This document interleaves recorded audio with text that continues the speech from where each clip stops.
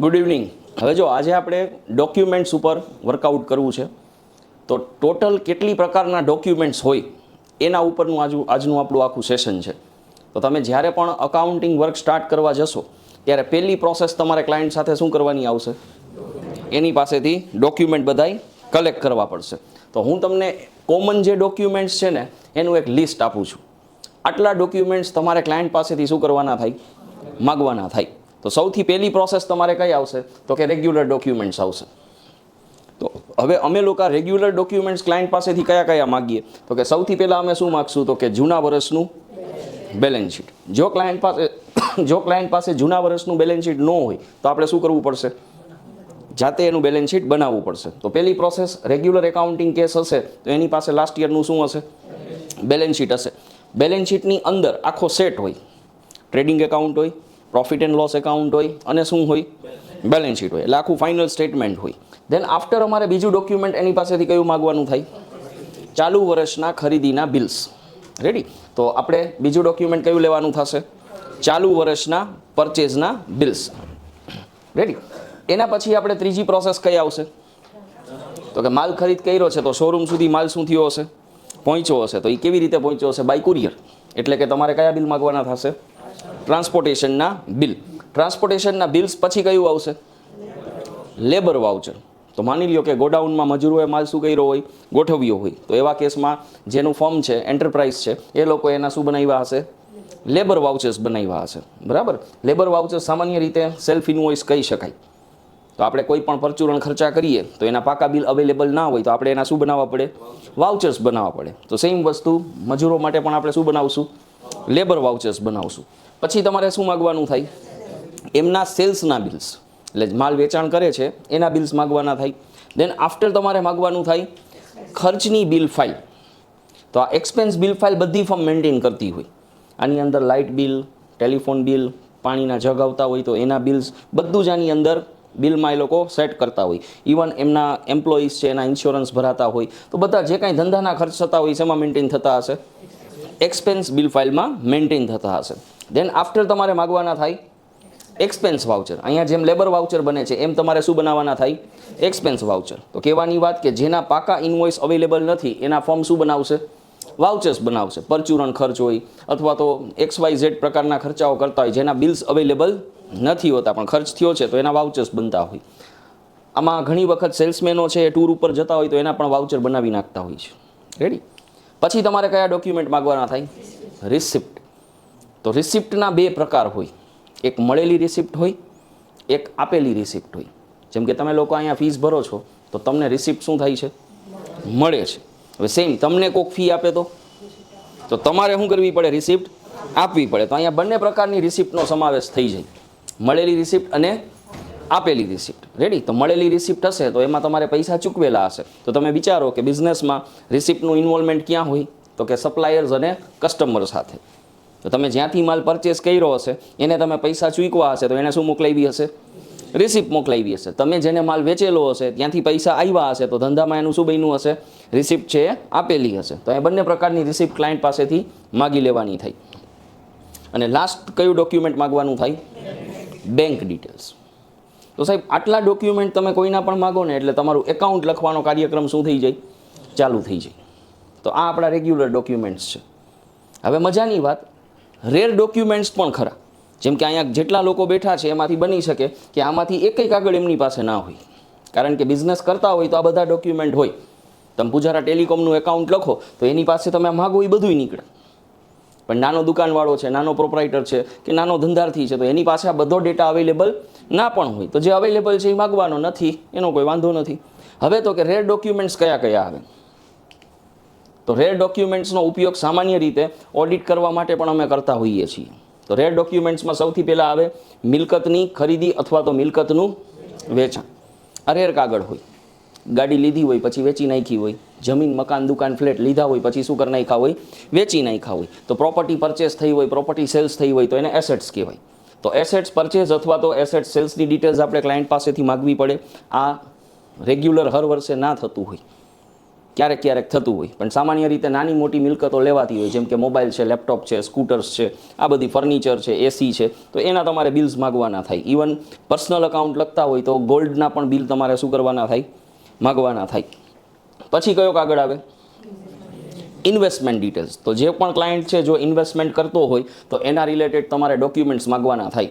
Share, mutual fund, FD, SIP અથવા તો bonds ક્યાંય પણ ઇન્વેસ્ટ કરે છે, આઈપીઓ ઇવન ભરે છે, તો એના તમારે ડિટેલ્સ ડોક્યુમેન્ટ્સ બધા માગવાના થતા હોય છે. પછી તમારે કયા ડોક્યુમેન્ટ આવે? આ પાર્ટી એકાઉન્ટ સ્ટેટમેન્ટનો ઉપયોગ સામાન્ય રીતે અમે શું કરશું?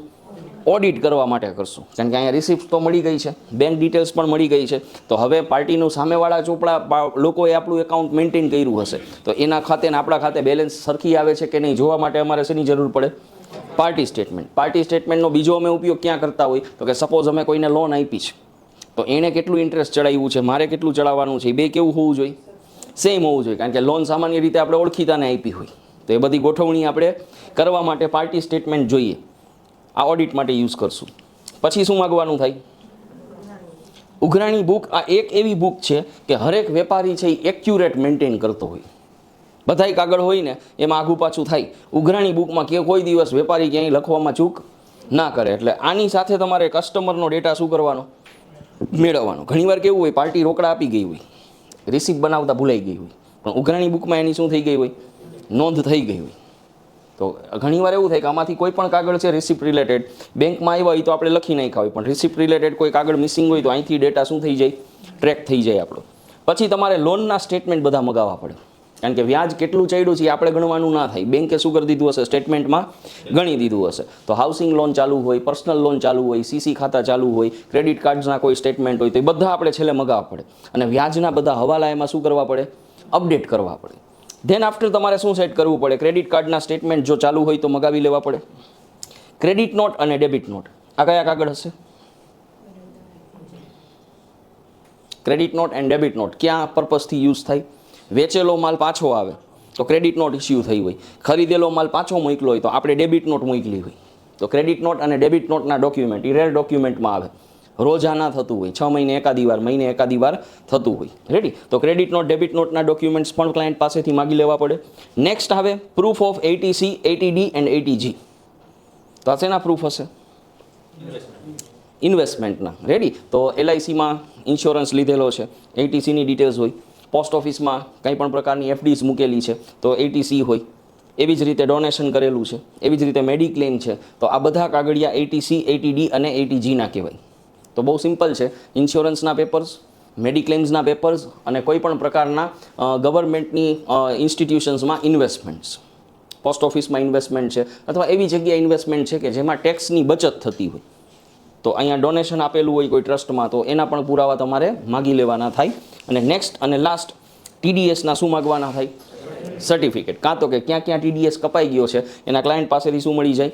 સર્ટિફિકેટ મળી જાય. સપોઝ આ સર્ટિફિકેટ ન હોય તો આપણે કેવી રીતે કરશું?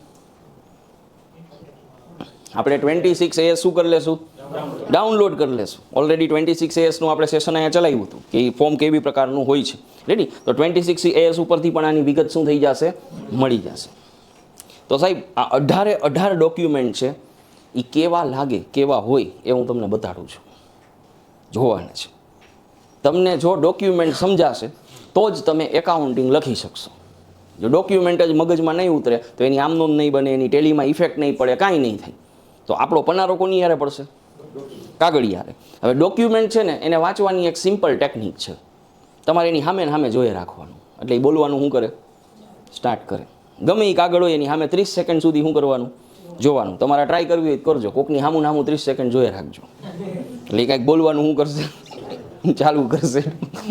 તો ડોક્યુમેન્ટ આરે શું કરવાનું? તમારે બોલે રાખવાનું, જોઈએ રાખવાનું, એટલે એ બધું બોલશે આપણને. તો ચાલો આપણે સૌથી પહેલું ડોક્યુમેન્ટ લઈએ, લાસ્ટ યરનું બેલેન્સ શીટ. તો હવે જે આપણી પાસે લાસ્ટ યરનો ડેટા છે એમાં 2 ટોપિક પડે.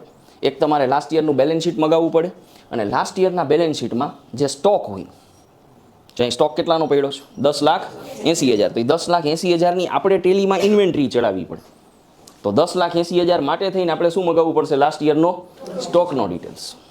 તો આપણે 2 ડોક્યુમેન્ટ પહેલાં મગાવવાના થાય. એ હોય કેવા? જરાક આંટો મારીએ. ચાલો લાસ્ટ યરનું બેલેન્સ શીટ કોઈ પણનું આ ફોર્મેટમાં હોય, જો એનું અકાઉન્ટ ઓલરેડી સોફ્ટવેરમાં લખાણું હશે તો આનાથી થોડુંક સારું ફોર્મેટ હશે. જો નોર્મલી અકાઉન્ટિંગ થતું હશે તો આ રીતનું ફોર્મેટ હશે, લાયબિલિટી હશે અને એસેટ્સ હશે. તો ચાલો આપણે એસેટ્સ બાજુ જોઈએ તો એની પાસે શું શું અવેલેબલ છે, તો કે શોપ છે, ફર્નિચર છે, કોમ્પ્યુટર છે, મોબાઈલ છે અને સ્કૂટર છે અને ડિલિવરી માટેની વાન છે. તો આ બધી એની ફિક્સ એસેટ્સ છે. પછી એની પાસે શું છે, તો કે HDFC બેંકમાં FD છે, એ 7% વાળી મૂકેલી છે, તો એનું ઇન્વેસ્ટમેન્ટ પણ છે. એની પછી શું છે, તો કે એને હાર્દિકભાઈને લોન પણ આપેલી છે 18%થી, તો અહીંયા આપેલી લોન પણ છે, લોન્સ એન્ડ એડવાન્સીસ એસેટ્સ. પછી ડીમાર્ટ અને રાજ પ્રોવિઝન સ્ટોર એ બે પાર્ટી નેમ કહેવાય, કારણ કે એના નામની પાછળ કાંઈ શબ્દ લાગેલા નથી. તો કોઈ પણ નામ હોય કોરા હોય ને તો એને શું કહેવાય, પાર્ટી લેજર્સ કહેવાય. જેમ કે હાર્દિક છે ને એને પાર્ટી ના કહેવાય, હાર્દિક સાથે શેનો વ્યવહાર છે, લોનનો વ્યવહાર છે, એટલે એ લોનનું નામ થયું. પણ ડીમાર્ટ સ્ટોર અને રાજ પ્રોવિઝન સ્ટોર એની પાછળ જો કાંઈ લાગેલું નથી, ઇટ મીન્સ કે આપણા શું છે, કસ્ટમર્સ છે. કસ્ટમર્સને અકાઉન્ટિંગ લેંગ્વેજમાં કહેવાય સન્ડરી ડેટર્સ. રેડી. પછી SBI બેંકમાં કરંટ અકાઉન્ટ છે, PGVCL ને BSNLમાં ડિપોઝિટ મૂકેલી છે અને કેશની અવેલેબિલિટી છે અને સ્ટોક છે એની પાસે. તો આ આપણે લાસ્ટ યરનો ડેટા છે. હવે લાસ્ટ યરનો ડેટા એટલે જો ઉપર તારીખ મારેલી છે, balance sheet as on date 31 March. તો આ 31 માર્ચનો જે ડેટા છે સાહેબ, એ આપણે 1/4માં શું કરશું, કેરીડ ફોરવર્ડ કરશું. તો અત્યારે કયું વર્ષ ચાલે છે, 25-26. અત્યારે કયું ફાઇનાન્શિયલ યર ચાલે છે, 25-26. તો તમારું 25-26નું આખું એકાઉન્ટ પૂરું થશે એ અમે 26-27માં શું કરશું, કેરીડ ફોરવર્ડ કરશું.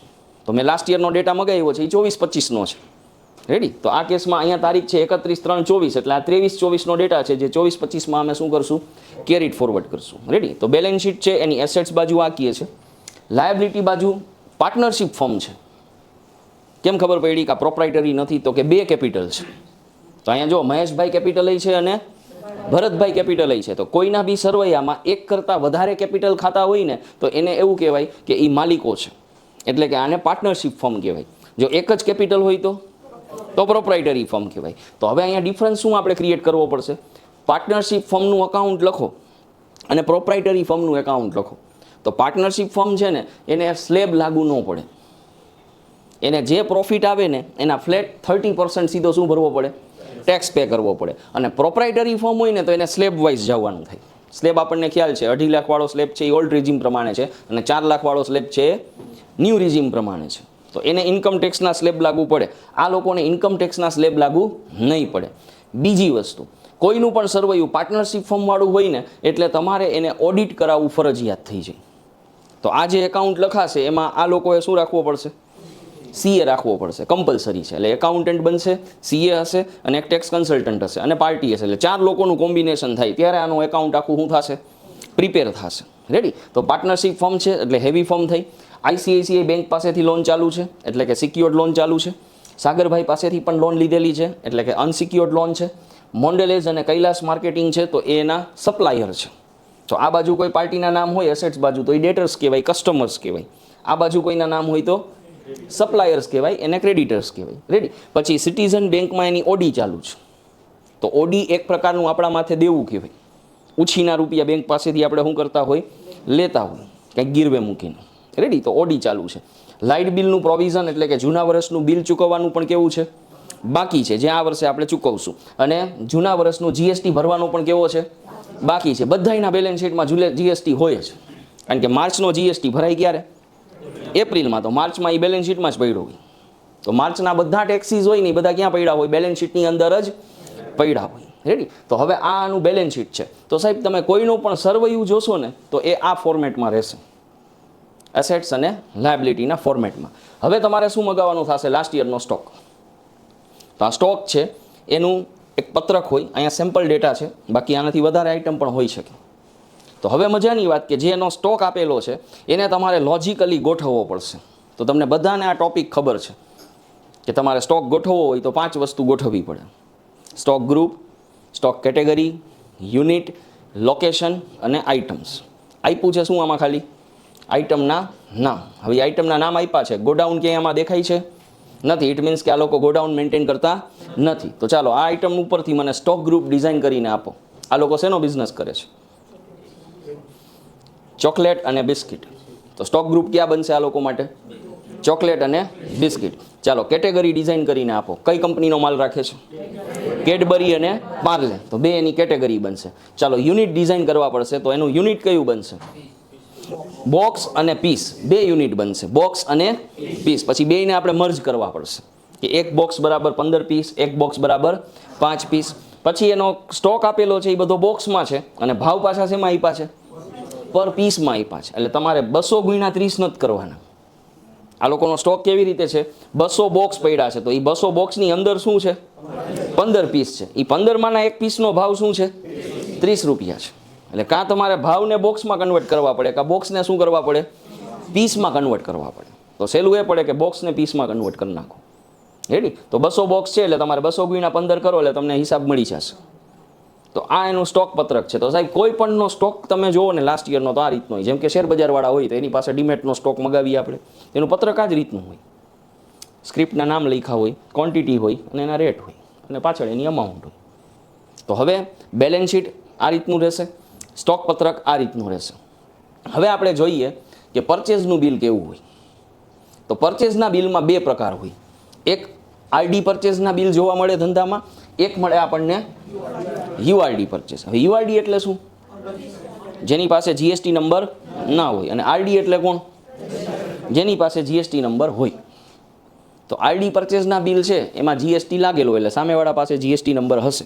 યુઆરડી પરચેઝના બિલ એટલે એવા બિલ કે જેમાં સામેવાળા પાસે જીએસટી નંબર નથી હોતો. તો ધંધામાં બે પ્રકારની ખરીદી થતી હોય. હું મેન્યુફેક્ચરર હોય તો મારે માલ બે પ્રકારની પાસેથી લેવાનો થતો હોય. અમુક રો મટીરિયલ યુઆરડીમાંથી આવતું હોય, અમુક પ્રકારનો માલ છે એ ક્યાંથી આવતો હોય? આરડીમાંથી આવતો હોય. તો હવે આપણે જોઈએ કે બિલ કેવું હોય. તો હવે જો આ બિલ છે ને એની સામે જોયા રાખજો. આપણે નાની એવી ગેમ રમવી છે, ચકલી ઉડે ફર. બરાબર? આ બધા બિલ્સ અમે તમને ફિઝિકલી આપશું હાથમાં, પણ અત્યારે ખાલી આમાં આપણે જોઈએ. તો હાલો, દેવી ઓર સજ્જનો, ફાસ્ટેસ્ટ ફિંગર ફર્સ્ટ. નાની એવી ગેમ છે.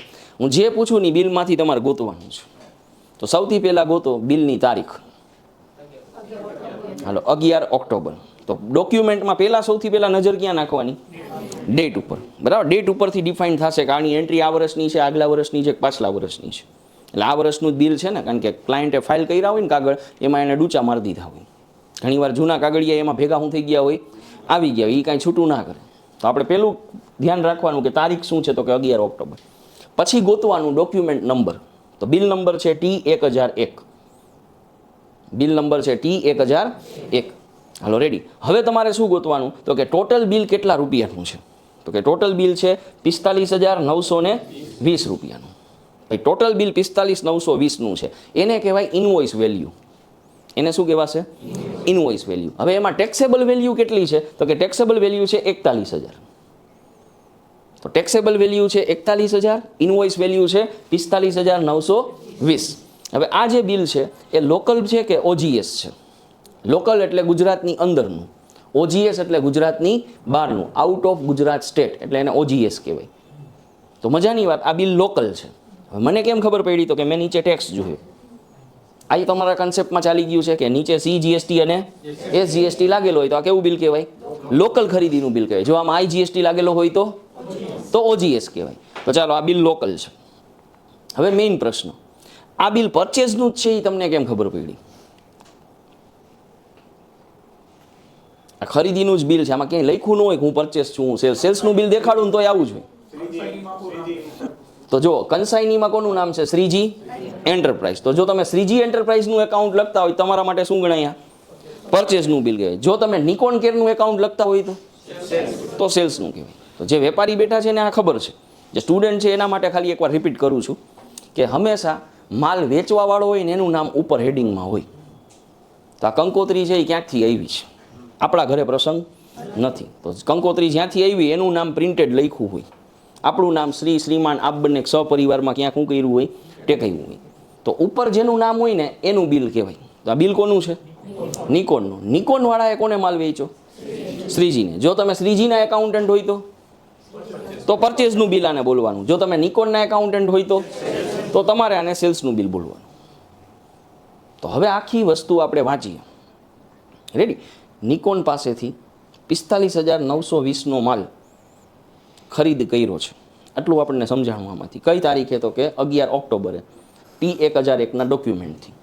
હવે આપણે એ જોઈએ કે આ બિલ છે એનું કેશ મેમો છે કે ડેબિટ મેમો છે, એટલે કે રોકડેથી બિલ છે કે ઉધારે બિલ છે. તો એ તમને ક્યાંથી ખબર પડે? ઉપરથી. જો સાહેબ ડેબિટ મેમો લખ્યો હોય ને તો એને ઉધાર ટ્રાન્ઝેક્શન કહેવાય, અને જો કેશ મેમો લખ્યો હોય તો એનું કેશ ટ્રાન્ઝેક્શન કહેવાય. તો આપણે ભણતા ત્યારે આપણને વ્યવહાર આપી દેતા કે 50,000નો માલ રોકડેથી કે ઉધારે ખરીદ કર્યો છે. આપણે હવે કામ કરવા જશું ને આપણને વ્યવહાર કોઈ નહીં સમજાવે, આપણે આ ડોક્યુમેન્ટ જોઈને વ્યવહાર શું કરવો પડશે? ગોઠવવો પડશે. તો જો આ કાગળ વાંચીને હું વ્યવહાર બોલું છું, તમે સાંભળજો. રેડી? તારીખ 11 ઓક્ટોબરના રોજ બિલ નંબર T1001ના ₹45,920નો માલ નિકોન કેર પ્રાઇવેટ લિમિટેડ પાસેથી ઉધારે ખરીદ કર્યો. તો પહેલી વાત કે આ ખરીદીનો કાગળ છે એ આઈડેન્ટિફાઈ થઈ શકે. ઘણીવાર ઇન્ટરવ્યૂમાં પણ આવા ક્વેશ્ચન્સ આવતા હોય. કોઈ પણ તમને ડોક્યુમેન્ટ આપશે ને કહેશે કે તમે ડિફાઇન કરો આ શેનો કાગળ છે, તો આપણે વાંચીને બધું નક્કી કરવું પડે. તો પરચેઝ અને સેલ્સના બિલનો કન્સેપ્ટ સમજાય છે. સેલ્સનું બિલ મીન્સ કે ઉપર આપણું નામ, ખરીદીનું બિલ મીન્સ કે નીચે આપણું નામ, ઉપર છે એ પાર્ટીનું નામ. હવે મજાની વાત કે આ આરડી બિલ છે એ કેમ જજ કર્યું? તો કે નિકોનવાળા પાસે શું છે? જીએસટી નંબર છે, અને આપણી પાસે તો ઓલરેડી છે. તો આપણે માલ ખરીદ કર્યો છે એ જીએસટી નંબર વાળી પાર્ટી પાસેથી કર્યો છે, એટલે એને બિલમાં ટેક્સ ચડાવ્યો છે. તો હવે બિલનું જે ફોર્મેટ છે એમાં આઇટમનું નામ છે, એમાં HSN કોડ છે, એમાં જીએસટીના રેટ છે, એમાં ક્વોન્ટિટી, રેટ, અમાઉન્ટ છે. આ બધી જ આખી બિલની એન્ટ્રી તમારે સોફ્ટવેરમાં સેટ કરવાની થાય. ચાલો હવે આપણે એક બિલ જોઈએ, યુઆરડી પરચેઝનું બિલ. રેડી? ચાલો, યુઆરડી પરચેઝનું બિલ છે. આ બિલ નવીન પ્રકારનું બિલ છે. આપણી ફર્મ છે શ્રીજી એન્ટરપ્રાઇઝ. આ ખરીદીનું બિલ છે, છતાંય આપણું નામ ઉપર છે, કારણ કે આને સેલ્ફ ઇન્વોઇસ કહેવાય. તો ઘણીવાર સામેવાળી પાર્ટી છે એ ડોક્યુમેન્ટ એટલે કે બિલ આપવા સક્ષમ હોતી નથી. તો આપણે શું કરવું પડે? બિલ જનરેટ કરવું પડે ને એમાં એની સિગ્નેચર લેવી પડે. તો ફોર એક્ઝામ્પલ, અમારી ઇન્સ્ટિટ્યૂટ તમને રિસિપ્ટ ના આપતી હોય પણ તમારે પ્રૂફ જોતું હોય, તમે ઘણીવાર કહેશો કે ભાઈ સર અમે ઘરેથી કાગળ લઈ આવ્યા, તમે એમાં ખાલી સિક્કોને શું કરી દો? સહી કરી દો, અમારે કંપનીમાં દેવાનું છે, કે અહીંયા પૈસા અહીંયા જ આપ્યા, ખિસ્સામાં નથી નાખી દીધા. સમજાણું? તો સામેવાળી પાર્ટી તમને બિલ ઇસ્યુ ન કરે તો એવા કેસમાં તમારે શું કરવું પડે? સેલ્ફ ઇન્વોઇસ જનરેટ કરવું પડે. સેલ્ફ ઇન્વોઇસ એટલે આપણે આપણા સોફ્ટવેરમાંથી ખરીદીનું બિલ પ્રિન્ટ કરીને સામેવાળી પાર્ટીની સિગ્નેચર લેવાની, કાં તો કે એણે બિલ આપ્યું નથી. તો હવે જો આ બિલ વાંચો, ઉપર ભલે આપણું નામ છે છતાંય આને પરચેઝનું બિલ કહેવાય, કારણ કે અહીંયા બોટ ફ્રોમ યુ લખ્યું છે. જો અહીંયા સોલ્ડ ટુ યુ નથી. તો ભલે ઉપર આપણું નામ છે પણ આપણે અહીંયા કન્સેપ્ટ શું લીધો હતો કે આપણે વિધાન મહેતા પાસેથી શું કર્યો? માલ ખરીદ કર્યો. વિધાનવાળા પાસે જીએસટી નંબર નહોતો તો કાંઈ વાંધો નહીં, એને મેં કીધું બિલ આપતો, એને કાચી ચીઠી મોકલાવી. હવે કાચી ચીઠી અમારી કંપનીમાં ન ચાલે, આપણી પાર્ટનરશિપ ફોર્મ છે, ઓડિટેબલ ફોર્મ છે, ડોક્યુમેન્ટ બધા મેન્ટેન કરવા પડે. તો આપણે પરચેઝનું બિલ આપણા સોફ્ટવેરમાં શું કરી નાખ્યું? જનરેટ કરી નાખ્યું, એની પ્રિન્ટ કાઢી લીધી. તો હવે આપણે વિધાન મહેતા પાસેથી શું કર્યું? તો કે 27,022 માલ લીધો. રોકડેથી લીધો કે ઉધારે? ચેક કરો. બધે એક સરખી જગ્યા જ ન લખ્યું હોય તો અહીંયા જો મોડ ઓફ પેમેન્ટમાં શું છે? કેશ છે. ઇટ મીન્સ કે 27,022 માલ આપણે ખરીદ કર્યો છે રોકડેથી. કઈ તારીખે લીધો? તો કે 10/4. બિલ નંબર શું છે? તો કે 1. તો આ જે કન્સેપ્ટ છે એ જીએસટી આવ્યું ત્યારથી લાગુ પડ્યું. સેલ્ફ ઇન્વોઇસનો કન્સેપ્ટ તો છે જ, પણ જીએસટીમાં ફરજિયાત થઈ ગયું, કારણ કે આના ઉપર આપણે શું લાગુ પડે? આરસીએમ લાગુ પડે. આના ઉપર શું લાગુ પડે? આરસીએમ લાગુ પડે. એટલે અહીંયા જો ટેક્સ કયો લગાવ્યો છે? સી જીએસટી ને એસજીએસટી તો ખરા જ, પણ કયો? આરસીએમ સી ને એસજીએસટી છે. તો જીએસટીના બે પાર્ટ છે, એક ફોરવર્ડ ચાર્જ છે અને એક શું છે? રિવર્સ ચાર્જ છે. પહેલા ફોરવર્ડ ચાર્જ ભણ્યા હશો, હવે તમારે શું ભણવાનું થશે? Reverse charge. આરસીએમનો ટોપિક હજી બાકી છે, ચલાવ્યો નથી. પણ આરસીએમ ક્યાં લાગુ પડે? યુઆરડી પરચેસ કરો ને એવા કેસમાં એના વતી તમારે ટેક્સ ભરવાનો, કારણ કે એ બિલ બનાવી શકતો નથી, એટલે બિલ તમારે બનાવવાનું. એની પાસે જીએસટી નંબર નથી, એટલે એના બિલમાં ટેક્સ જે આવે ને ટેક્સ આપણે સરકારને દેવા જવાનું. જ્યારે આપણે સરકારને ટેક્સ દેવા જશું ત્યારે આ ડોક્યુમેન્ટ આપણે રિટર્નમાં અપલોડ કરશું, ત્યારે આ વિધાનનું નામ ત્યાં ચડશે. એટલે ગવર્મેન્ટને વિધાનનું ટર્નઓવર મારા ડોક્યુમેન્ટ ઉપરથી ખબર પડશે. હવે જેને જેને વિધાનવાળાએ માલ આવી રીતે વેચ્યો છે એ બધાએ આવા શું બનાવ્યા હશે? સેલ્ફ ઇન્વોઇસ બનાવ્યા છે. ને બધાએ શું કર્યું હશે? રિટર્ન ફાઇલ કર્યું હશે. એટલે આખા વર્ષનું ટર્નઓવર વિધાનનું, ભલે વિધાન ચોપડા નથી લખતો છતાંય કોને ખબર પડશે? સરકારને ખબર પડશે. આ આખો કન્સેપ્ટ જીએસટીમાં નવો ડેવલપ કર્યો. તો હવે તમે વિચારો કે કોઈ મોન્ટે કાર્લો કંપની છે, એને રો મટીરિયલમાં ઊન જોઈ છે, તો એ ઊન કોની પાસેથી લેશે? એગ્રીકલ્ચરિસ્ટ પાસેથી. હવે એગ્રીકલ્ચરિસ્ટ એટલે એ ફાર્મર, એની પાસે કાંઈ ડોક્યુમેન્ટ હોય નહીં, પણ એ ટર્નઓવર ઘણીવાર કરોડોનું કરી નાખતા હોય. તો એ ટેક્સ ચોરી કરે છે. ઇટ મીન્સ કે એ ડોક્યુમેન્ટ નથી રાખતા, જીએસટી નંબર નથી લેતા, છતાં એ કંપનીને હર વર્ષે શું કરે છે, સપ્લાય કરોડોમાં કરે છે. તો આવા કેસમાં એને પકડવા કેવી રીતે? તો એના માટે થઈને ગવર્મેન્ટ આ કન્સેપ્ટ લઈ આવ્યા કે તમે કોઈ પાસેથી માલ ખરીદ કરો, સામેવાળો તમને બિલ નથી આપતા, તો તમારે બિલ ખાલી બનાવીને નથી રાખવાનું ચોપડે, એ બિલમાં જેટલો જીએસટી થતો હોય એની તમારે શું કરવાનો? ભરવાનો. હવે આનાથી શું થશે? તમે વિચારો, આ કન્સેપ્ટ ગવર્મેન્ટે નાખી દીધો એટલે આનાથી શું થશે? તો કે એક વેપારી બીજા વેપારીને ફોર્સ કરશે કે આ છેલ્લી વાર માલ લઉં છું, હવે તું શું લઈ લેજે, મારે તારા વતી શું ભરવો પડે? ટેક્સ ભરવો પડે. ખરેખર આપણે એના વતી ટેક્સ ભરવી છીએ, પણ આપણા માટે એ બર્ડન નથી. કારણ કે અહીંયા જે હું ટેક્સ ભરીશ ને એ સરકાર મને હું મારો ઓરિજિનલ જીએસટી ભરવા જઈશ ને એમાં હું આપી દેશે, પાછો બાદ આપી દેશે. એટલે ગવર્મેન્ટનો હેતુ એવો નથી કે તમારી પાસેથી ટેક્સ વધારે લઈ લેવું, પણ યુઆરડી લોકોને પકડવા કેવી રીતે, એના માટે આ લોકોએ શું કર્યું? મિકેનિઝમ કર્યું કે આખી ચેનલ છે એમાં એક વ્યક્તિ આરડી થઈ જાય ને તો એ આખી ચેનલનું શું થઈ જાય? ટર્નઓવર સરકારને ખબર પડી જાય. તો મેન્યુફેક્ચરર છે એ માલ બનાવે, પછી કોકને તો વેચશે. હવે ખુદ મેન્યુફેક્ચરર જીએસટી વગરનો હોય તો એવા કેસમાં જેને જેને માલ વેચશે એ બધા એના નામનો શું ભરશે? આરસીએમ ભરશે. એ આરસીએમ ભરશે એટલે શું થશે? એ મેન્યુફેક્ચરરનું ટર્નઓવર બધા વેપારીઓ થકી કોને ખબર પડી જશે? ગવર્મેન્ટને. તો વિધાનવાળો ભલે ટેક્સ નંબર ના લે, પણ શ્રીજીવાળો એની પાસેથી માલ ખરીદ કરે છે ને, એને ડોક્યુમેન્ટ બનાવ્યું ને, એટલે હવે શું થાય? વિધાનનું ટર્નઓવર ક્યાં ચડવાનું ચાલુ થયું? જેમ કે હાલો આપણે લાઈવ એક્ઝામ્પલ લઈએ, પૂજારા ટેલિકોમ. તમે ફોર એક્ઝામ્પલ ઘરે બેઠા પૂજારા ટેલિકોમને શું કરો છો? વસ્તુ સપ્લાય કરો છો. તમારા ઘરે જ નીચે ફળિયામાં તમે નાનું એવું તમારું યુનિટ રાખ્યું છે, એનું નામે નથી રાખ્યું, પણ તમને એક હાથો મળી ગયો છે કે પૂજારાવાળો તમને કમાઈ જાય એટલું માલ શું કરે છે? ઉપાડી લે છે. હવે આવા કેસમાં તમે એને નથી કાંઈ ડોક્યુમેન્ટ આપતા, નથી કોઈ એના બેન્કિંગ ટ્રાન્ઝેક્શન કરતા, બધો વહીવટ તમારો શેનાથી છે? કેસથી છે. અને 50-60 લાખ રૂપિયાનું વર્ષે ટર્નઓવર કાઢો છો. તો આવા કેસમાં તમારે ખરેખર તો જીએસટી નંબર લઈને ઓફિશિયલી બધું શું કરવું પડે? સેટ કરવું પડે. પણ 2017 પહેલાંથી તમારો ધંધો જામેલો છે. હવે જીએસટી આવ્યું તો એમાં શું આવ્યો? આરસીએમનો કન્સેપ્ટ આવ્યો. તો આરસીએમના કન્સેપ્ટથી હવે તમે પકડાઈ જશો. શું કામ? તો કે પૂજારાવાળાને તમે માલ દેશો એટલે તમને એવું લાગે છે કે અમે તો કાંઈ બિલ કાંઈ બનાવતા નથી, પણ પૂજારાવાળો શું કરશે? તમારા નામના સેલ્ફ ઇનવોઇસ જનરેટ કરશે, તમારા નામથી ટેક્સ શું કરશે? સરકારને પે કરશે. હવે જેવું આ બધા બિલ્સ છે આખા વર્ષના અપલોડ થશે અને વિધાનના નામે 40 લાખનું ટર્નઓવર સેટ થશે જીએસટી પોર્ટલમાં, એટલે જીએસટી ડિપાર્ટમેન્ટ વિધાનને ગોતતા આવી જશે કે તમારું ટર્નઓવર 40 લાખથી વધી ગયું છે, જીએસટી નંબર શું કરી લ્યો? કઢાવી લ્યો. તો આ એક એવું જોરદાર મિકેનિઝમ છે કે જ્યાં યુઆરડી લોકો આરડી સાથે કામ કરવા જશે ને એટલે પકડાઈ જશે. હવે આમાં બે વસ્તુ બને, આજે નહીં તો કાલે વિધાનવાળાએ શું લેવો પડશે? નંબર લેવો પડશે. બીજી વસ્તુ એ બને કે જેટલી વાર શ્રીજીવાળો એની પાસે જશે ને એટલી વાર એને ટોન્ટ મારશે કે આ છેલ્લી વાર ટેક્સ ભરું છે, હવે તું શું કરજે? નંબર લઈ લેજે, નથી આવડતો તો મોકલું માણાને. ટૂંકમાં એ હવે એનો શું કરી રાખશે? ટોન મારી રાખશે. તો આ આખો કન્સેપ્ટ યુઆરડી માટે થઈને નવો જીએસટીમાં ડેવલપ થયો છે. સેલ્ફ ઇનવોઇસ જનરેટ કરવાના, એની ફાઇલિંગ આપણે કરવાનું, એનું એકાઉન્ટ મેન્ટેન કરવાનું. હવે આમાં અત્યારે છટકબારી કઈ રીતે છે? તો કે સેલ્ફ ઇનવોઇસ કે કાંઈ મારે ન બનાવવો, યુઆરડીમાં લેવો હોય તો આ વહીવટ ચોપડે રાખીશ જ નહીં, બારોબારથી પતાવી દઈશ. એનો રસ્તો સરકારે ગોતવા માટે થઈને ઈ વે બિલ નહીં ખા બારોબારથી જ પતાવવું છે. તો જો આ સિટીમાં આવી છે તો હાલ્યું જાય, ત્યાં કાંઈ વાંધો નહીં આવે. પણ બહારગામથી માલ મગાવવાનો થયો તો મોટી રકમનો, તો ક્યાંથી અમે પકડાઈ જાઉં બે જણા? ઈ વે બિલથી. કારણ કે અમે બે બુઠ્ઠા છીએ જીએસટી નંબર વગરના, તો કોણ અમારી હળી કરી નાખશે? તો ટ્રાન્સપોર્ટરવાળો ચુગલી કરવાની ચાલુ કરી દે કે આ બે જણા જો અમદાવાદથી રાજકોટ ધંધો ચાલુ કર્યો છે. એટલે ક્યાંક ને ક્યાંક તો આજે નહીં તો કાલે આપણો બિઝનેસ મોટા સ્કેલમાં જશે ને એટલે આપણે એના સરકારના રડારમાં શું થઈ જશું? આવી જશું. તો આ જોરદાર કન્સેપ્ટ છે જીએસટીનો કે વેપારી છે એ નાનો છે ત્યાં સુધી વાંધો નથી, મોટો થાય એટલે એને થોડીક તો અમાઉન્ટ સરકારને ટેક્સ પેટે શું કરવાની થશે? આપવાની થશે. એટલે હાવ ટેક્સ ચોરી થતી ને એના કરતાં થોડુંક તો કલેક્શન આવવાનું શું થયું?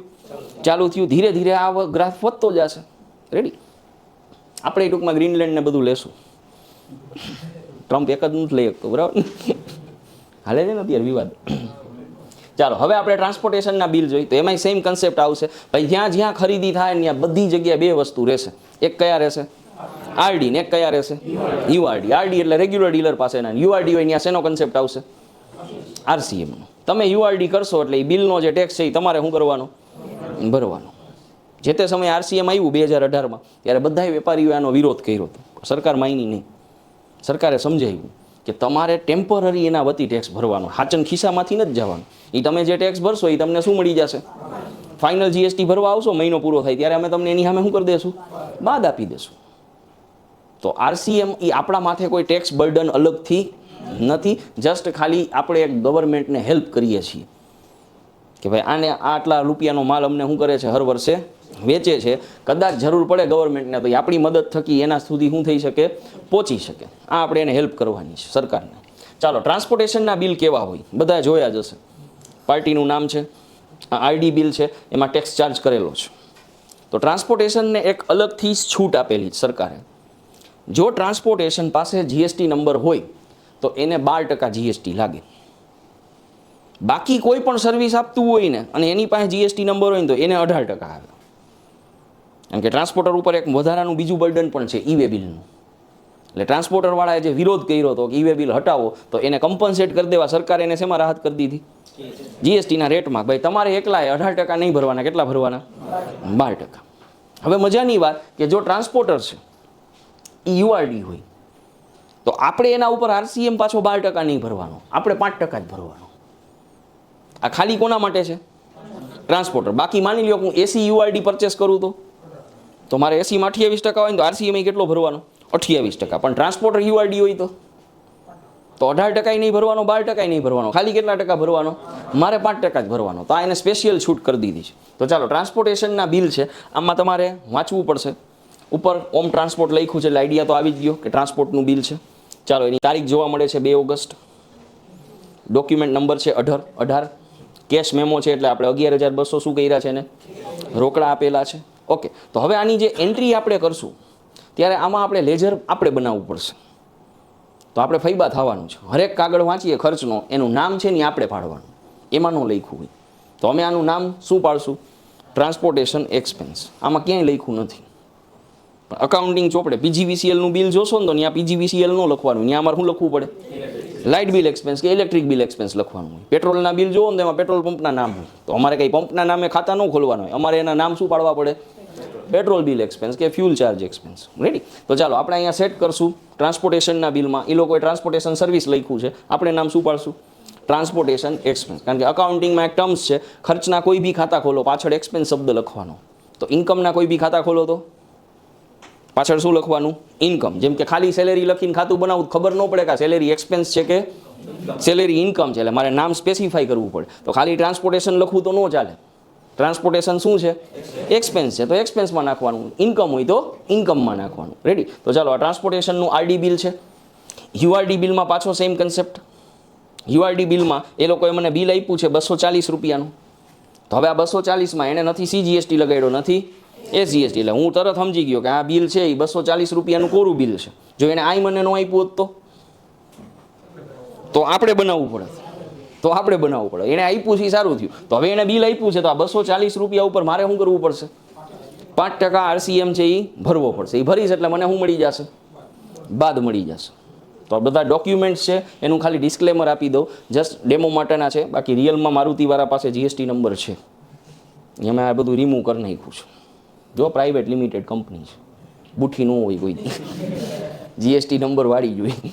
જસ્ટ જનરલ નોલેજ માટે. રેડી? તો મારુતિવાળાનું બિલ છે. હવે જો આમાં આપણને ક્યાંય કીધું નથી કે હું કોણ છું, તો તમારે આને વાંચીને તમારે કેવું પડે. તો આના માટે થઈને ખાતું કયું ખોલશો? આ 240 રૂપિયા અકાઉન્ટિંગ લખશો, એમાં કયા ખર્ચ ખાતે નાખશો? તો કે સેમ નામ, ટ્રાન્સપોર્ટેશન એક્સપેન્સ. આમાં ક્યાંય લખ્યું નથી હું ટ્રાન્સપોર્ટેશન છું. જેને તો મોબાઈલ બોક્સ મોકલા છે બહાર. ક્યાંથી મોકલા? તો કે અમદાવાદથી. કોને મોકલા? તો કે આપણને રાજકોટ. તો આવા કેસમાં 240 રૂપિયા આપણે ઉધારશું કોના ખાતે? ટ્રાન્સપોર્ટેશન ખર્ચ ખાતે. એમાં નથી લખ્યું, પણ આપણે આને ડોક્યુમેન્ટને સમજશું. તો ઘણા આને કુરિયર ચાર્જ કહે તો એ પણ સાચું. રેડી? ઘણા આને ટ્રાન્સપોર્ટેશન ખર્ચ કહે તો એ પણ સાચું. કોઈ પણ નામ તમે રાખી શકો. ડન. તો ચાલો, ટ્રાન્સપોર્ટેશનના કાગળ કેવા હોય ખ્યાલ આવ્યો? રેડી? ચાલો, હવે આપણે નેક્સ્ટ ડોક્યુમેન્ટ બાજુ જઈએ. Labour voucher. લેબર વાઉચરની ખૂબી છે એ ઓલવેઝ કેવા રહેશે? યુઆરડી. કારણ કે લેબર વાઉચર એટલે શું? મજૂરોને જે આપણે પૈસા આપીએ. તો હવે જો આનો કન્સેપ્ટ શું કામ આ લોકોએ આ રીતનો રાખ્યો એ સમજવા જેવું છે. આપણે એવું માનતા હોય કે લેબર વાઉચર છે એ ક્યાંય ચોપડે ચડાવીએ જ નહીં, કોઈને દેખાડીએ જ નહીં, શું ફેર પડે? રોકડા જ શું કરવાના છે? આપી દેવાના છે. સાહેબ એ બધું તમે ઘરે મજૂરી કરાવતા હોય ને આપી દેતા હોય ને કામવાળા બેનને નોને એ હાલે. કોઈ પ્રોપર કંપની હોય ને તો ત્યાં એક રૂપિયાના શું બને, કાયદેસર કાગળ બને. ત્યાં કાંઈ બધું એમનો વહીવટ નોંધારો ન હાલતો હોય. તો હવે સામાન્ય રીતે જો તમે લેબર વાઉચર છે એ પ્રોપર વેમાં નથી બનાવતા તો તમને એક બીજો લોસ જશે. કારણ કે લેબર વાઉચર લોકો બનાવવાની ટ્રાય એટલે ન કરતા હોય કે લેબર ઉપર એને શું ભરવો પડે, RCM ભરવો પડે. કારણ કે લેબર વાઉચર ઓલવેઝ કેવા રહેવાના છે, UID. હવે એમાં RCM આવે 18%. હવે જો કંપની છે એ લેબર વાઉચર નથી બનાવતી તો એને ઇન્કમ ટેક્સ માટે થઈને જે પ્રોફિટ એન્ડ લોસ તૈયાર કરશે એમાં એને ખર્ચ તો બતાડવો પડશે ને. તો આખા વર્ષનું માની લો 8 લાખ એને લેબર ચૂક્યું તો એને 8 લાખ ઇન્કમ ટેક્સમાં બાદય મળે છે ખર્ચ તરીકે. ઇન્કમ ટેક્સ ડિપાર્ટમેન્ટ એ ખર્ચ એને તો જ બાદ આપશે જો એણે 8 લાખ ઉપર શું ભર્યો હશે, RCM ભર્યો હશે.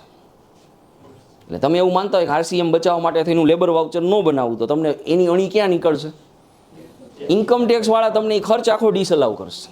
એટલે રિટર્ન ફાઇલ થઈ જશે ત્યારે એ ખર્ચ 8 લાખ ઉપર GST સાથે ડેટા ક્રોસ ચેક થશે, RCM એમાં નહીં એપ્લાય થયું હોય તો 8 લાખ મજૂરીના તમને શું થઈ જશે, ડિસઅલાઉ થઈ જશે. તો તમારે એના ઉપર ટેક્સ ભરવો પડશે. એ ટેક્સ તમારા ખિસ્સામાંથી જશે. એના કરતાં બેટર કે RCM ભરવો સારું. હું ખાલી મારી જ વાત કરું. આ તમે જેટલા અહીંયા ઓફિસમાં ગ્લાસ જુઓ છો ને એ બધા નીચેથી ઉપર આવ્યા છે. ક્રેનમાં તો આવી શકે એમ નથી, ક્રેન તો બહુ મોંઘી પડે. તો આ જેટલા ગ્લાસ છે ને ઉપર ચડાવવાની મજૂરી છે ને મેં 54,000 રૂપિયા ચૂકવી છે ખાલી ગ્રાઉન્ડ ફ્લોરથી ઉપર લઈ આવવાની. હવે આપણને એમ કે લેબર એટલે કાંઈ ન હોય પણ આટલું લેબર એક દિવસનું દીધું છે. હવે 54,000નો ખર્ચો એટલે મોટો ખર્ચો થયો ને. એ મારે ચોપડે ખર્ચ તરીકે શું લેવો હોય, બાદ લેવો હોય તો મારે એ 54,000 ઉપર શું ભરવો પડે, RCM ભરવો પડે. તો લેબર વાઉચર છે એ ઓલવેઝ UID જ રહેવાના છે. એમાં તમને એક છૂટ મળે. શું છૂટ મળે તો કે 500 રૂપિયા, 200 રૂપિયા, 700 રૂપિયા એવું તમે ચૂકવતા હોય તો એક આખો મહિનો પૂરો થાય ત્યારે એક ભેગું એનું 30,000નું 25,000નું બનાવી નાખો વાઉચર. રોજ એવા 200-300 રૂપિયાના વાઉચર બનાવવાની જરૂર નથી. જેમ કે કંપની છે એ હાલો રાણી સિંગ તેલ છે તો એને રિક્ષાવાળા રાખ્યા ડબ્બા બધે શું કરતી હોય તો એકેય રિક્ષાવાળા એને કોઈ પાકા બિલ તો દેવાના નથી. બધા લેબર વાઉચરમાં ભેગો ખર્ચો શું કરી નાખે, સેટ કરી નાખે. તો જો લેબર વાઉચર આ રીતનું હોય, રોજે રોજ ડેઇલી બેઝિસ ઉપર બનાવવા હોય તો તમે આ રીતે સેટ કરી શકો. તો હવે અહીંયા વાઉચર છે લેબર વાઉચર, એનો એક પ્લસ પોઈન્ટ છે કે એમાં જે ખર્ચ કર્યો હોય એનું નામ જે લખ્યું હોય એની જ નામથી ચોપડે ખાતું ખોલવાનું. ટ્રાન્સપોર્ટેશનના બિલમાં નામ આપણે પાડ્યું હતું. કોઈ પણ વાઉચર જુઓ ને તમે તો વાઉચરમાં જે નામ લખ્યું હોય એની નામથી ચોપડે લાલવાનું. તો અહીંયા વાઉચરનું નામ શું છે, તો આપણે ચોપડે અકાઉન્ટ લખતી વખતે ખાતું કયું રાખવાનું, લેબર એક્સપેન્સ રાખવાનું. રેડી. જ્યારે ઓલા કેસમાં તમે જોયું તો એમાં મારુતિ કુરિયર છે તો આમાં તમારે ક્યાંય આમાંથી જોઈને નામ નથી પાડવાનું, આમાં તમારે હાથે ફૈબા બની જવાનું. પણ આ કેસમાં તમારે શું કરવું પડશે, તો લેબર એક્સપેન્સ કર્યો છે કેટલા રૂપિયાનો, 800. પછી અહીંયા જે લખ્યું છે કે ભીખાભાઈને માલ ઉતારવાની મજૂરીના શું કર્યા, રોકડા ચૂકવા. તો આ આપણે ક્યાંય લખવું હોય તો આપણે ક્યાં લખી શકીએ, નરેશનમાં. Correct answer. બાબત જે તરીકે આપણે શું કરી શકીએ, લખી શકીએ. તો જો આનો વ્યવહાર કેવો બનશે તો કે 800 રૂપિયા લેબર ખર્ચ પેટે રોકડા ચૂકવ્યા. પછી તમારાની જે આમ નોંધ બનાવી હોય તમે બનાવી નાખો, લેબર એક્સપેન્સ ખાતે ઉધાર અને રોકડ ખાતે જમા. પછી એની નરેશન જે આવતી હોય નરેશન સેટ કરી નાખો. તો હજી આમ નોંધ આપણે નથી શીખ્યા પણ આ ખાલી કન્સેપ્ટ આપ્યો. ચાલો UIDના બિલ પછીનું લઈએ સેલ્સનું બિલ. સેલ્સના બિલમાં એક હશે ટેક્સ ઇનવોઇસ, એક હશે ઓકે ટેક્સ ઇનવોઇસ એટલે તો બધાને ખબર છે GST વાળું બિલ. બિલ ઓફ સપ્લાય કોણ આપશે, કમ્પોઝિશન ડીલર અથવા તો UID. તો ઘણીવાર UID હોય પણ એનો બિઝનેસ સારો હોય તો એ ડોક્યુમેન્ટ શું કરતા હોય, મેન્ટેન કરતા હોય તો એ લોકો તમને શું ઇસ્યુ કરી દેશે, બિલ ઓફ સપ્લાય. ઓકે. તો હવે અહીંયા જોઈએ કે ટેક્સ ઇનવોઇસ છે તો પહેલાં તો આ ડોક્યુમેન્ટ આપણે વાંચતા શીખીએ. સાહેબ આ સેલ્સનું બિલ છે કારણ કે હું એકાઉન્ટન્ટ છું શિવ એન્ટરપ્રાઇઝનો. તો શિવ એન્ટરપ્રાઇઝે કોને માલ વેચો, ડીમાર્ટને. રેડી. રોકડેથી વેચો કે ઉધારે, ડેબિટ મેમો છે. કેટલા રૂપિયાનો માલ વેચો, 30,89,064. તો હવે ડીમાર્ટ જેવી કંપની સાથે જો મારે કામ કરવું હોય તો હું UID હોઉં તો ડીમાર્ટ મારી પાસે આવે જ નહીં. એટલે આ કેસ એમાં પણ ફોર્સ બને છે કે તમારે બિઝનેસ મોટા સ્કેલમાં લઈ જવો છે તમારે ડે 1 થી હું રાખવો પડશે, GST નંબર જોશે. કારણ કે ડીમાર્ટ આપણા ઉપર RCM ભરવાની મજૂરી ન કરે. એટલે મોટી મોટી જેટલી કંપનીઓ છે ને RCM એના ધંધામાં આવતું જ નથી. ખાલી લેબરમાં એક જ જગ્યાએ શું થઈ જાય છે, અફેક્ટ કરે છે. રેડી. તો હવે મજાની વાત કે સેલ્સનું બિલ છે તો સેલ્સનું બિલ આપણે સેટ કર્યું. એમાં ઉપર કોનું નામ હશે, આપણું નામ. આપણે જેને માલ વેચ્યો હશે એનું નામ નીચે હશે. પછી હરેક બિલમાં છે ને એક ટર્મ્સ લખેલી હોય. આ છે પેમેન્ટ સાયકલની ટર્મ્સ. જો આ બિલમાં કેટલા દિવસ લખ્યા છે એટલે આપણે સોફ્ટલી એને કહી દીધું કે તારે મને 30 દિવસમાં શું કરવાના છે, પૈસા આપવાના છે. જો નહીં આપ 31, 32, 33 દિવસ કરીશ તો હું એના ઉપર પેનલ્ટી પણ લઈશ. તો આપણે એ પણ એક આપણા બિઝનેસની ટર્મ્સ રાખી શકીએ. એની ટર્મ્સની કાંઈ પણ હોય તમે નીચે લખી પણ શકો. રેડી? ચાલો નેક્સ્ટ અને last document, bill of supply. Bill of સપ્લાયનો જે કાગળ હશે એમાં ટેક્સ ન લાગેલો હોય. તો ઘણા કેસમાં કેવું થતું હોય તો કે આપણે માલ વેચ્યો છે, હવે આપણી પાસે જીએસટી નંબર નથી, પણ આપણી પેઢી વ્યવસ્થિત છે, આપણે જીએસટી નંબર નથી રાખ્યો, પણ આપણે બિલ બનાવીને તો શું કરીએ છીએ, આપીએ છીએ. તો આપણે ટાઇટલ ટેક્સ ઇનવોઇસ ન વાપરી શકીએ. આપણે શું વાપરી શકીએ? Bill of supply. હવે આપણી પાસેથી જે લોકો માલ લઈ જશે એ આપણા નામથી શું ભરશે? આરસીએમ જીએસટી ભરશે. આપણે એને ઇનવોઇસ આપ્યું 15,500નું, 15,500 ઉપર હું ભરી નાખશે? એ જે આ મોબાઈલની પ્રોડક્ટ હશે એના HSN ઉપરથી જે કાંઈ હશે એ ટેક્સ ગોતીને સેટ કરી નાખશે. તો સાહેબ આ રીતે ડોક્યુમેન્ટ્સ બધા સેટ કરવાના છે. આજે અહીંયા સુધી આપણે રાખીએ.